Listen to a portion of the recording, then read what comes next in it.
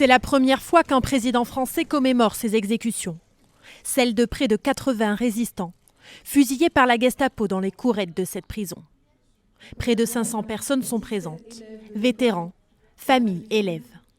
Bernard Duval, ancien détenu de la prison, la quitte 15 jours à peine avant le massacre pour être déporté en Allemagne. Il y a 75 ans était perpétré dans cette prison un de ces massacres que seul le régime nazi savait orchestrer. Je vous invite à vous lever. Les noms des prisonniers exécutés sont ensuite égrenés. Robert Boulard, 43 ans.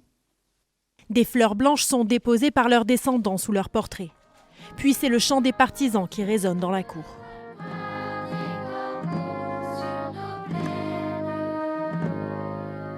Le président dépose une gerbe pour rendre hommage au rôle des résistants pour aider les Alliés à libérer la France.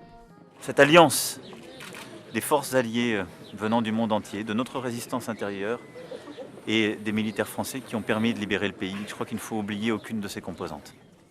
À ce jour, les dépouilles des résistants fusillés n'ont pas été retrouvées, malgré des recherches engagées depuis 1944.